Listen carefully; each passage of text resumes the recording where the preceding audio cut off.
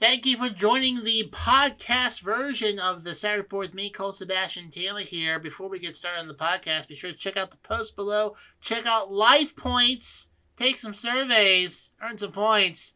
Get some gift cards. If you do that, you help support the show, which I truly appreciate. And, of course, check out the socialbee.io link in the post before I'll talk more about in just a moment. But without any further ado, let's get started with this week's podcast of the Saturday Report with me, Colt Sebastian Taylor. Now broadcasting from his hidden bunker and fully stocked bar, it is the Saturday Report with Colt Sebastian Taylor. Thank you and welcome once again, my friends, to the Saturday Report with me, Colt Sebastian Taylor, adventurer, entrepreneur, and amateur tech guru, and welcome to AWSM Radio, an independent digital-only radio station that plays today's best music, old school classics, along with a rotating cast of all-star DJs. AWSM Radio focuses on mainstream artists, independent artists, along with a variety of interesting talk and music shows throughout the day. All we do is entertain, inspire, and inform. And my friends, I want to engage with you. I want you to be part of the conversation. So find me on the Twitter, on the Instagram, on the Facebook at Colt S. Taylor, as well as Cameo and Twitch at Colt S. Taylor. And of course, if you have missed the broadcast this weekend, you can always catch the podcast version at anchor.fm/Colt S. Taylor. Episodes are generally published on Sundays. Also on YouTube, too. So you can listen to me in many different places. All right, my friends. Let's get started with this week's Saturday Report. But before we get to our first news story, two quick things. First up, have to give a shout out to my pal, Jaslyn, living in Alabama. She's a long-time listener and sent me some nice wishes, saying how much she enjoys listening to the show in her corporate office, which shall remain unnamed. You know, I don't want to get anyone in trouble for listening to such a fantastic show like myself, but thank you, Jaslyn, for all that you do and listening. And finally, my friends, if you are like me, then you got social media, but you've got so many social media channels. That's why I use, my friends, Social Bee. It's the social media management tool that enables posting across all of your profiles, including Facebook, Twitter, LinkedIn, Instagram, Pinterest, Google My Business, and TikTok. It has Canva, Unsplash, and Giftly integrations. It allows you to categorize your content. You can stick in RSS feeds into there. You can customize posts for each network individually instead of using the same thing across all social media channels, which, you know, they say you shouldn't.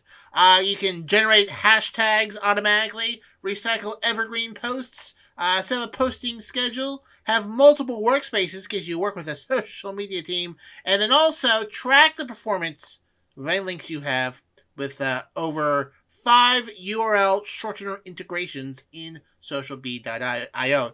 Find yourself, Colt, how can I try this out? Do I need a special password? No, just go to socialbee.io. Try them out for 14 days for free, and after, I would say, not even 14 days, you'll want to use them every single day. So check out socialbee.io. First up this week, some celebrity news. Unfortunately, Jerry Springer, longtime TV host and former mayor of Cincinnati, passed away this week at the age of 79, according to reports from pancreatic cancer, of which he had not publicly disclosed, actually. No one really knew about that until it was revealed after his passing. He is known as the grandfather of trash TV, a title that he apparently did not mind. In 2010, as the Jerry Springer Show celebrated his 20th anniversary, he said, quote, "It's probably accurate. I don't know what the award for that is, but I think it is true that we are probably one of the first shows to present some of the more outrageousness we have." The show ended in 2018 after more than 4,000 episodes and many, many people saying it was the decline of culture. Some of his more notable topics include Trick or Cheaters, Confront This Dominatrix, and Lesbians Come Clean. just typical topics for a show. He said in 2010, quote, "I think the show is silly, crazy, and has no redeeming social value other than being an hour of escapism. There is never anything on our show that hasn't been on the front pages of newspapers in America. The only difference is that the people on my show aren't famous. It's a show about craziness. I know that going in every day." The show peaked notoriety in 2000 when a German man was accused of killing his ex-wife after they appeared together on the Springer Show with the man's new wife. Ralph Panitz was convicted of second-degree murder for the beating of Nancy Pientz to death. A year later, Larry King on the Larry King Live was the first major interview since the murder. He said he had nothing to do with the show. The murder had nothing to do with the show. Quote, "Well, one, it's horrible, and obviously the person was murdered. It had nothing to do with the show, but it's still horrible." So, anyways, before a TV host, he became the mayor of Cincinnati in 1977 after serving on the city council since 1971. He said, if any government is to have a positive effect in our lives, which, after all, is its purpose, to make life more tolerable, then the government must bear some relationship to how we live," he said in his inaugural speech.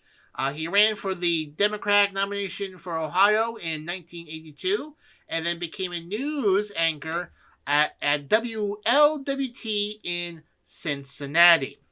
And then he did his Jerry Springer Show that had many, many other copies coming off of it, but he was the originator of it. But anyways, they are chanting Jerry, Jerry, Jerry in heaven as Jerry Springer has passed away this week at the age of 79. In other celebrity news, Bam Margera, formerly of Jackass, who is just a hot mess of various addiction issues, was on the run from police for several days this week in eastern Pennsylvania after he assaulted his brother. Then the police were called, and then he fled into the woods before the troopers could get there. He was allegedly wanted for assault on his brother in his Philadelphia home, but then he fled into the woods after the police were called. According to a written statement by his lawyer, Michael Van Der Veen, quote, "The wild rumors regarding his behavior this week are absolutely false. He is in good health and good spirits." And then in a Instagram post on his Instagram page, he made a statement saying, "Everything went great, and the false accusations of what my brother says are not true, and he will be sued for defamation as well as being evicted from Castle Bam sooner than later." So, for those who watched Bam Margera's show, he has a quote-unquote castle here in the eastern part of Pennsylvania where lots of his family lives, including his brother. Apparently, they were getting into a dispute with each other, whereas, I guess, allegedly, Bam Margera's brother, Jesse Margera, told police that his brother had pounded on and kicked his locked bedroom door that morning, punched him in the eye and nose and ear during a confrontation in the kitchen after he found him urinating in the sink, allegedly. But then when the police were called, he fled into the woods, but eventually turned himself in somewhere near Avondale, which is about 45 minutes west from where he lives in the Westchester, Pennsylvania area. He is charged with simple assault, harassment, and 4 counts of terroristic threats, and he was bail was set on $50,000, and then he's going to be having a preliminary hearing on May 25th at the Chester County Court of Common Pleas, which I've been to, actually. Not on any sort of criminal-related thing. I was visiting for another thing. It's a very nice building. But anyways, Bam Margera, arrested, released, going to court on May 25th for getting into a fist fight with his brother. Next up, my friends, we go to some tech news. There has been a lot of layoffs in tech lately, and I'm going to go down through some of them. Amazon Studios and Prime is laying off 100 different staffers. out of a possible 7,000 in Amazon Studios and Amazon Video, followed by addition of new roles in areas designated to key for the company's growth. According to a statement from Amazon spokesman on Thursday, like many businesses, we have been closely monitoring economic conditions and our organizational needs and have made a decision to adjust resources. As a result, a small number of roles will be eliminated on some teams. We will be supporting impacted employees through this transition and thank them for the work they have done on behalf of our customers, which, is a very nice way to say they're laying off a bunch of people. In a strategic review in March, Amazon CEO Andy Jassy said they're going to lay off 9,000 employees on top of 18,000 more jobs they will be cutting. The latest round is not going to affect their warehouse folks, though they got plenty of those, but employees in Amazon Web Services, AWS, People, Experience, and Technology, PXT, Advertising, and Twitch divisions. But the company's senior management team is expected to make the final decisions on which jobs will be eliminated by mid to late April. And it is technically late April. Now you're probably saying to yourself, gosh, Amazon's eliminating jobs. Wow. They must be having a really, really hard time making ends meet. Well, in their first quarter earnings on Thursday, the company revealed it had revenue of $127.4 billion, up 9% year to year, improving over 7% rise in the year earlier quarter, but still off its historic pace of top-line growth. Net income was $3.2 billion, or 31 cents per share, compared for a net loss of $3.8 billion last year in the first quarter, which included a $7.8 billion loss in the stake of its electric vehicle maker, Rivian. So obviously, how could a company get by at only $3.2 billion in the first quarter of business here of the year? Obviously, they have to let these people go. Moving along to another techie, Lyft, the popular ride-hailing service, except if you go to a casino in Morgantown, Pennsylvania, where Lyft won't pick you up, apparently. Anyways, Lyft said that they'll be laying off 1,072 employees, or 26% of its workforce, in the first steps by new Chief Executive David Risher, which it shares up 1%. So I guess that's what people were hoping for. He took the job earlier this month and said the company will significantly cut jobs without providing a number of who will be affected. He's also taking 250 open positions off the board and will incur $41 to $47 million in costs related to severance, employee benefits in the second quarter in the exchange filing. The Lyft will also eliminate 3 layers of management from 8 to 5. There's 8 layers of management? Jeez, no wonder they lose money. And divide its ride-sharing business into 3 core teams, apparently, and will take additional costs related to stock-based compensations, which cannot be estimated at this time, apparently. The money saved, according to this article, says will support service-level improvements, quote-unquote, for riders and drivers, promising to offer more details during their first quarter earnings call sometime next week. This is the second round of job cuts on Lyft, which faces stiff competition from its bigger rival Uber. It had laid off 30% of its workforce in November. Coming off the pandemic lows, both companies are locked in a battle for market share. Investors worry that Lyft's price cuts to avoid becoming a distant second in the North American riding share market would squeeze its profits, apparently. Lyft stock closed up 1.5% on Thursday, but this year has lost 8.8%, whereas Uber has gained 20%. In other tech news, with more layoffs, Dropbox, popular file-saving and sharing service that I've used for practically 2 decades, love Dropbox.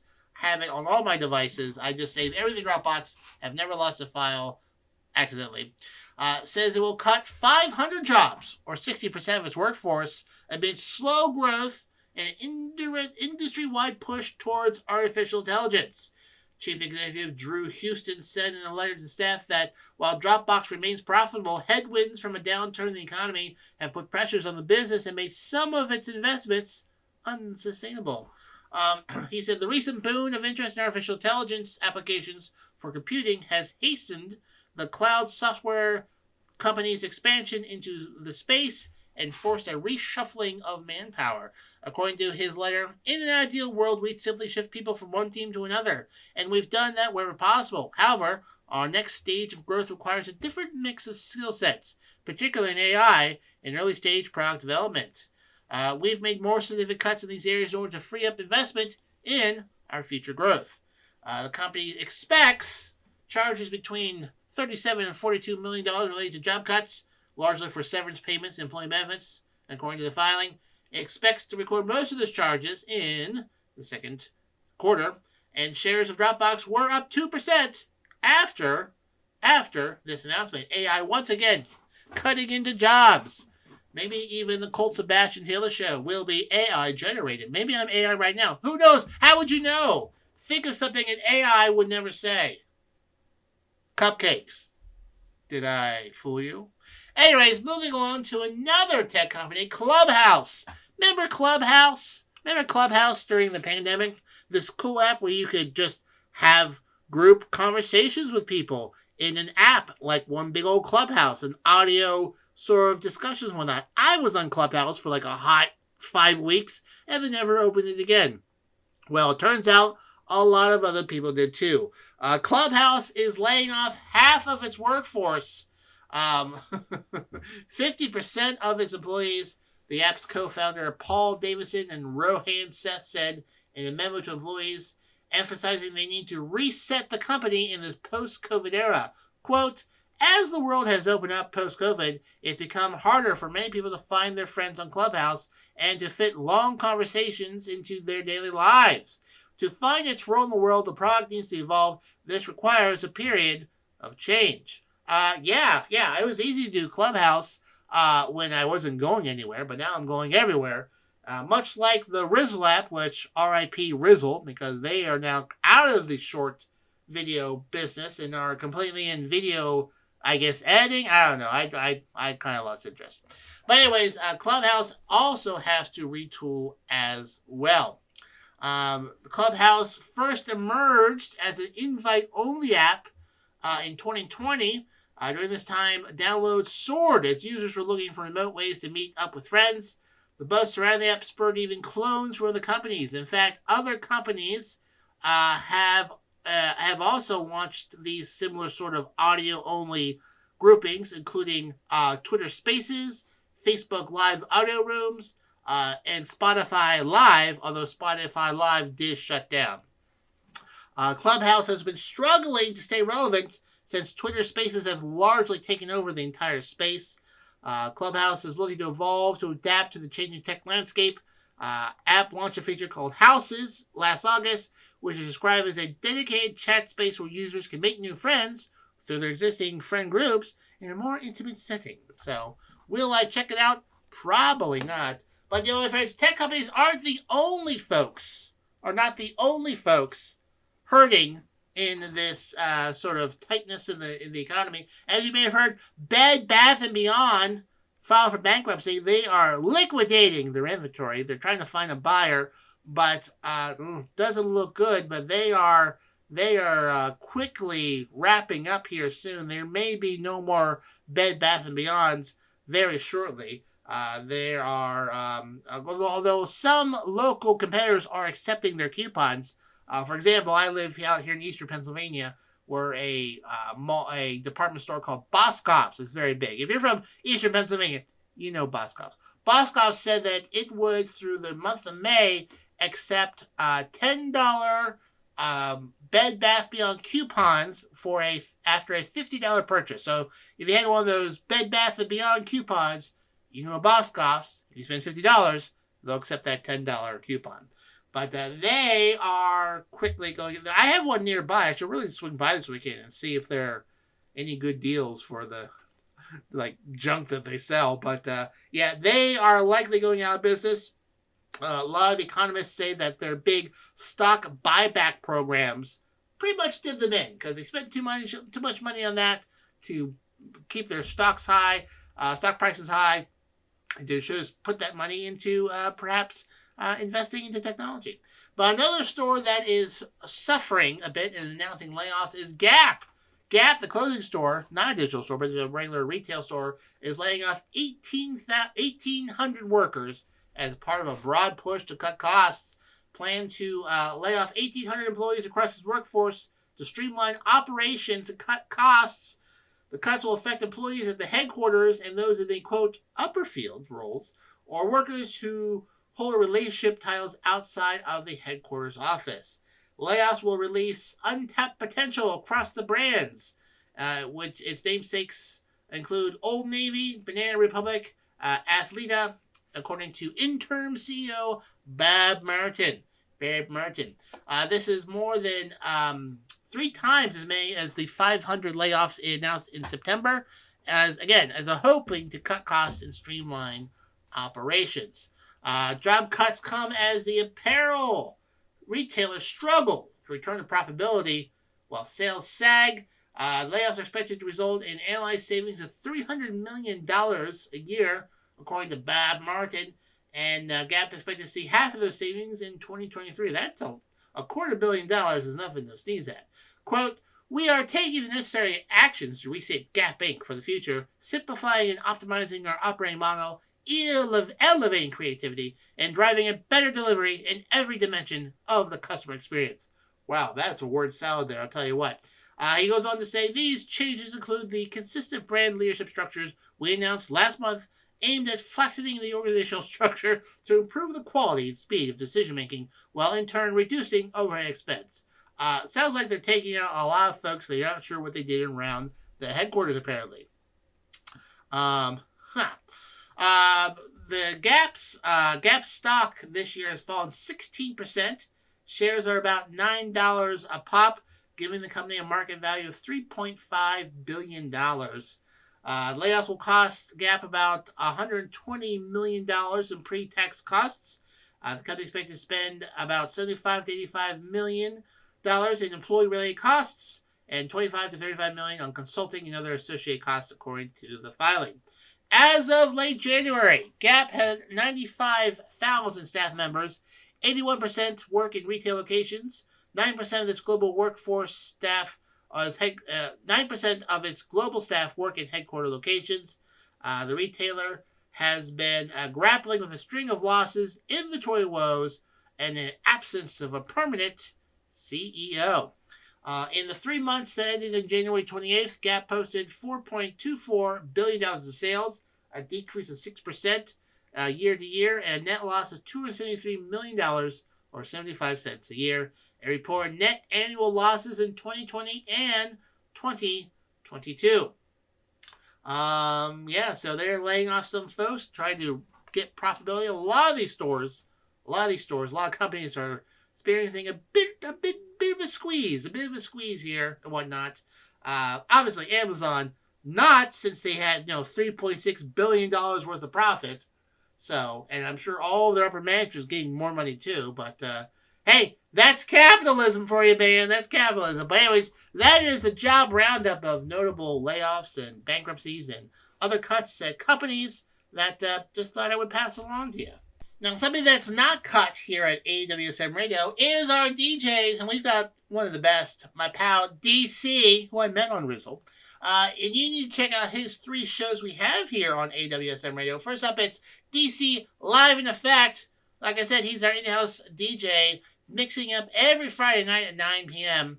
And you do not want to miss out while he smashes it on the ones and twos, kicking the beats from South Florida every week. And then on Saturday, it's DC House Party Saturdays. DC brings his freestyling DJing to the max. House Party Saturdays gives you all the Miami vibe without actually having to go to god-awful Florida.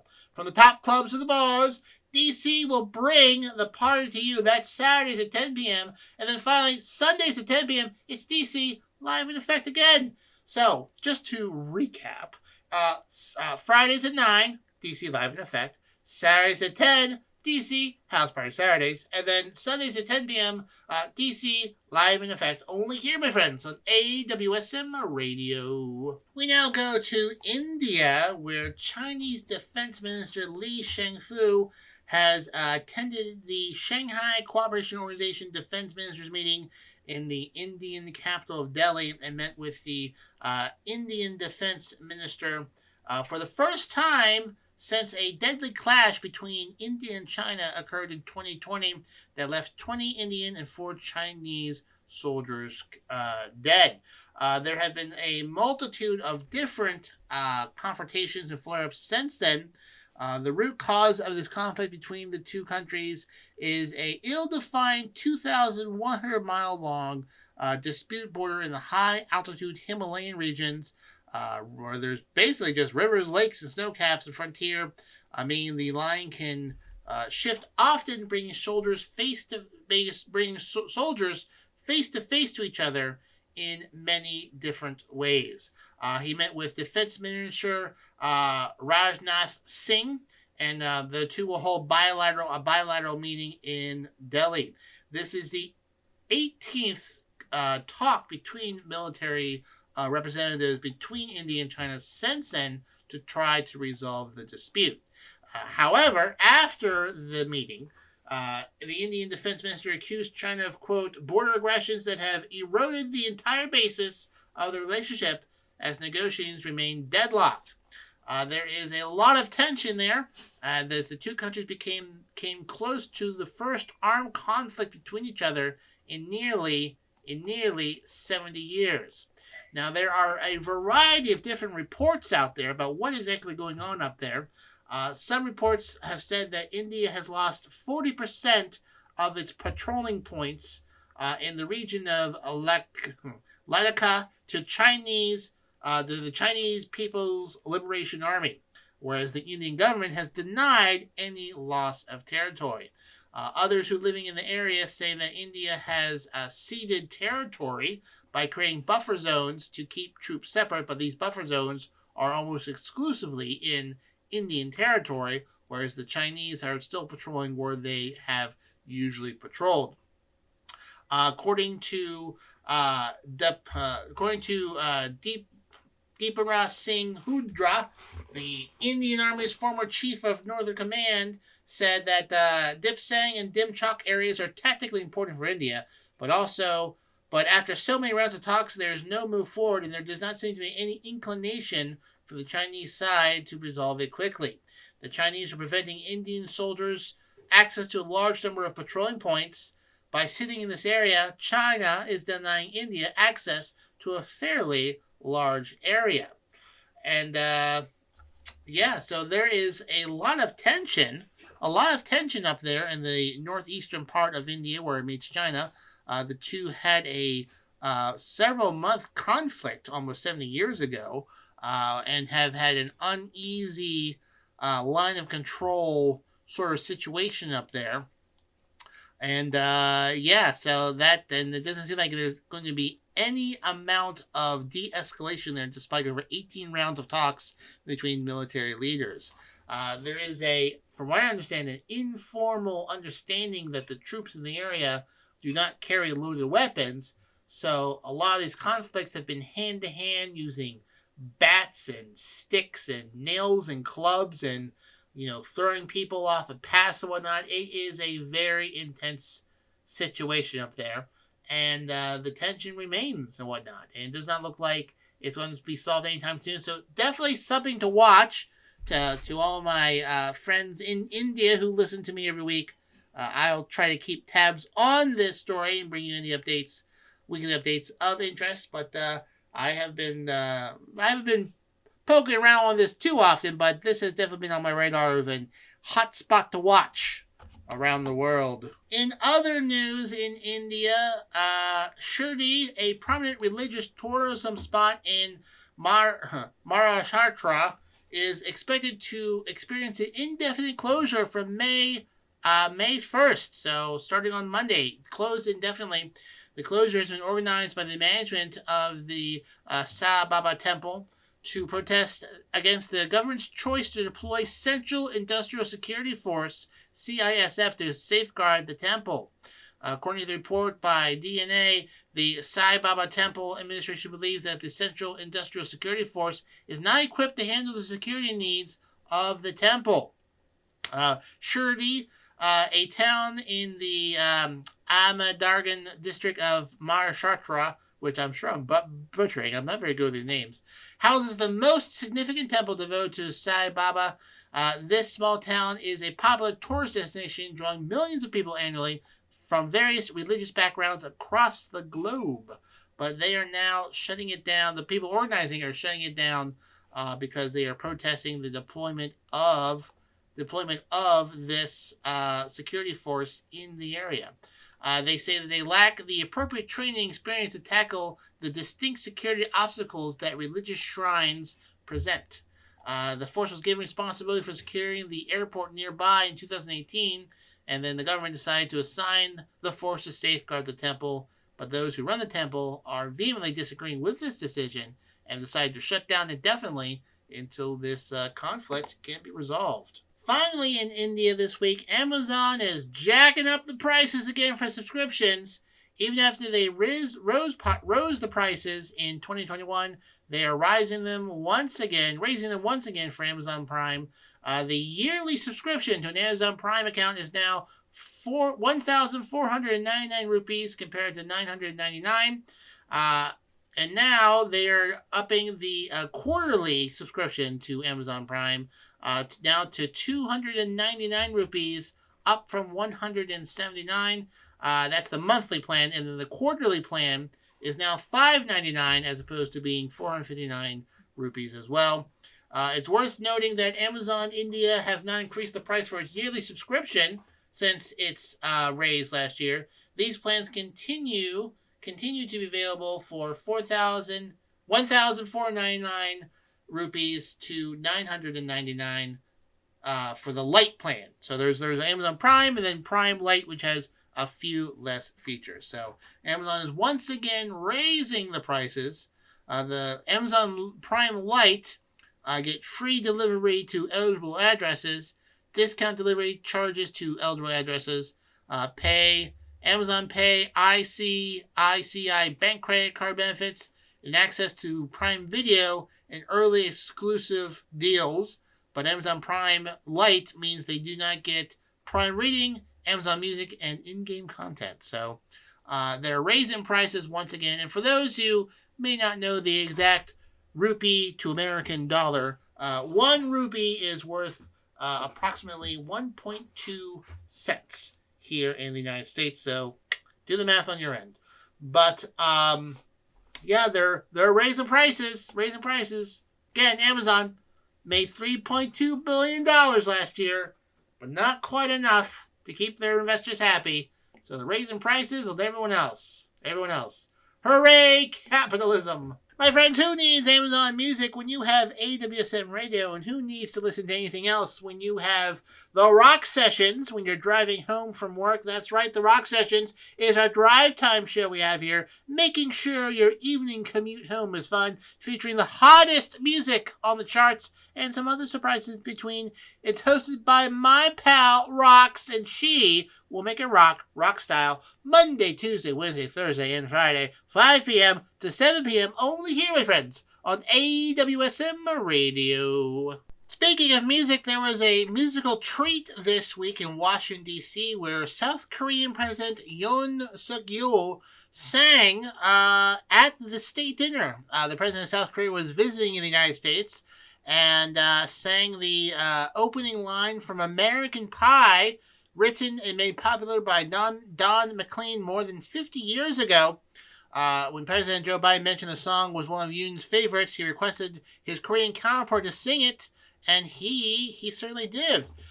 McLean gifted an autographed guitar to Yoon and has since shared the video taken from several angles on his Facebook and Twitter pages. Apparently, President Yoon, that's one of his favorite songs, and Don McLean signed the guitar so the president could give it to him.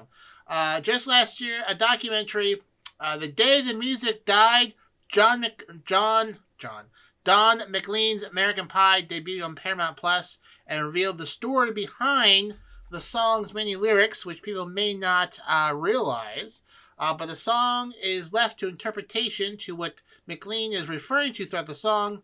The only piece of clarity since American Pie was released in 1972 is that the day the music died is February 3rd, 1959. On that day, that's often referred to as the day as the music died, the wee hours of the movie, early rock stars Buddy Holly, Richie Valens, and the Big Bopper crammed into a small plane after playing a show in Clear Lake, Iowa.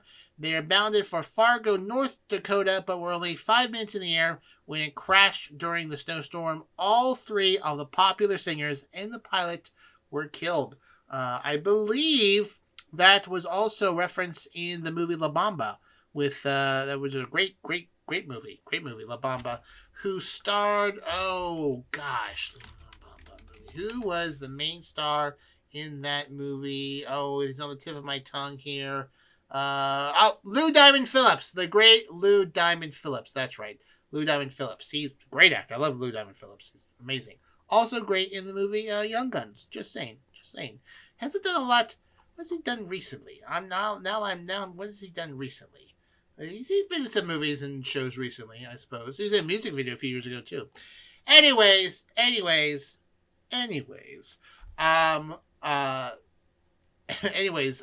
president of South Korea sang at a state dinner the day the music died after he was gifted a guitar signed by the writer of that song, Don McLean. My friends, when you need top-notch sports information, you need to come here to AWSM Radio on Wednesdays because we have two shows that are here for you. First up at 9 p.m., it's To the Rack with Mac.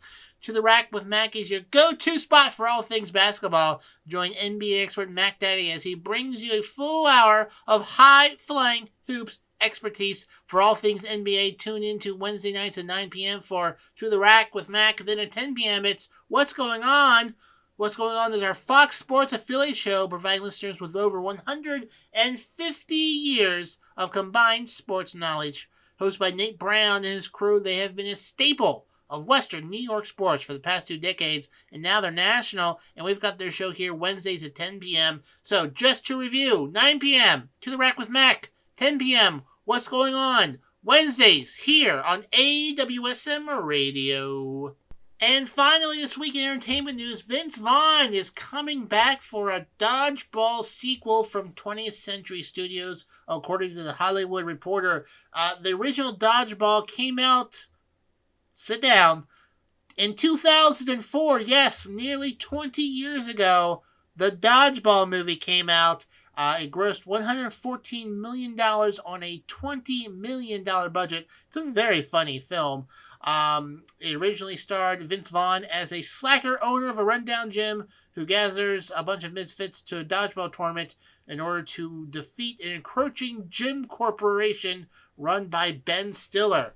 It had actually quite a few actors in it of note, including Christine Taylor, Ben Stiller, Rip Torn, Justin Long, Stephen Root. Alan Tuck was in it as well. Just a whole slew of different people. Gary Cole Cotton was in it, as well as Chuck Norris made a cameo in there. Jason Bateman had a small role in that as one of the announcers. Just a really good movie. I like it. I thought it was a great movie. Anyways, they're making a sequel to it. It's in early development.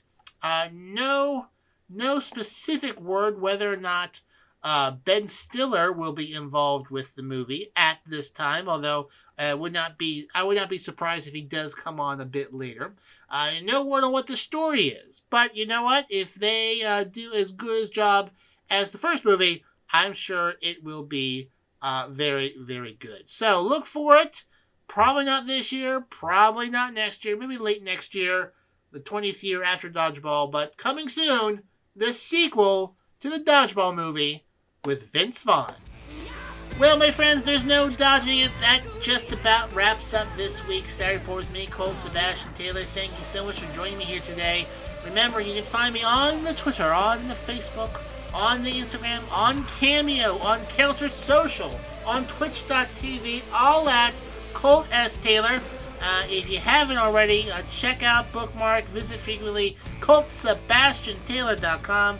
And if you are unfortunate to be so busy during the weekend that you can't catch the show, you, my friends, can watch and listen. There's nothing to visually watch, but you can listen to the podcast version of the show at anchor.fm/Colt S. Taylor. Subscribe to it so you never miss an episode. Until next week, my friends, I'm Colt Sebastian Taylor, and I'll see you later. And once again, thank you for joining me on the podcast version of the Saturday Report with me, Colt Sebastian Taylor. Check out the links to socialb.io below, as well as life points. Earn some gift cards, take some surveys, and we'll see you here next week on the podcast version of the Saturday Report with me, Colt Sebastian Taylor.